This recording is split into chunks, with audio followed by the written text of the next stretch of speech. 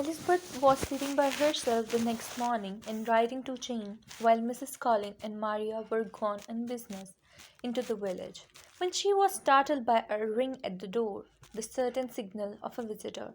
As she had heard no carriage, she thought it not likely to be Lady Catherine, and under that apprehension was putting away her half-finished letter that she might escape all the impertinent questions, when the door opened and, to her very great surprise, Mr. Darcy, and Mr. Darcy only, entered the room. He seemed astonished too on finding her alone, and apologized for his intrusion by letting her know that he had understood all the ladies were to be within. They then sat down, and when her inquiries after Rosings were made, seemed in danger of sinking into total silence. It was absolutely necessary, therefore, to think of something, and in this emergence, recollecting when she had seen him last in Hertfordshire, and feeling curious to know what he would say on the subject of their hasty departure, she observed, "How very suddenly all quitted Netherfield last November, Miss Darcy.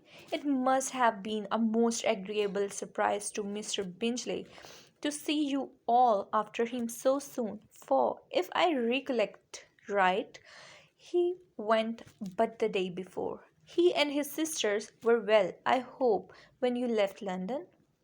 "Perfectly so, I thank you." She found that she was to receive no other answer, and after a short pause added, "I think I have understood that Mr. Bingley has not much idea of ever returning to Netherfield again." "I have never heard him say so, but it is probable that he may spend very little of his time there in the future.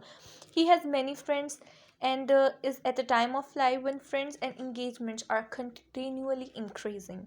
If he means to be but little at Netherfield, it would be better for the neighbourhood that he should give up the place entirely, for then we might possibly get a settled family there. But perhaps Mr. Bingley did not take the house so much for the convenience of the neighbourhood as for his own, and we must expect him to keep it or quit it on the same principle." "I should not be surprised," said Darcy, "if he were to give up as soon as any eligible purchase offers." Elizabeth made no answer. She was afraid of talking longer of his friend, and having nothing else to say, was now determined to leave the trouble of finding a subject to him. He took the hint, and soon began with, "This seems a very comfortable house. Lady Catherine, I believe, did a great deal to it when Mr. Collins first came to Hunsford." "I believe she did, and I am sure she could not have bestowed her kindness on a more grateful object. Mr. Collins appeared to be very fortunate in his choice of a wife. Yes, indeed, his friends was well rejoiced in his having met with one of the very few sensible women who would have accepted him, or have made him happy if they had.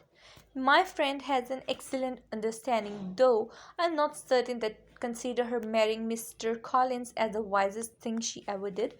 She seems perfectly happy, however, and in a prudential light it is certainly a very good match for her. It must be very agreeable for her to be settled within so easy a distance of her own family and friends."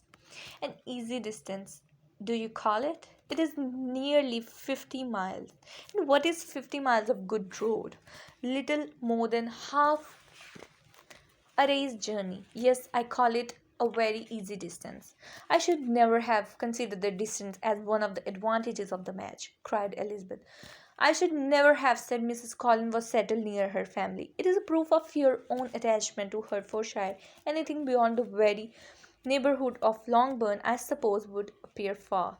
As he spoke, there was a sort of smile which Elizabeth fancied she understood. He must be supposing her to be thinking of Jane in Netherfield, and she blushed as she answered, "I do not mean to say that a woman may not be settled too near her family. The far and the near must be relative, and depend on many varying circumstances. Where there is fortune to make the expenses of travelling unimportant, distance becomes no evil.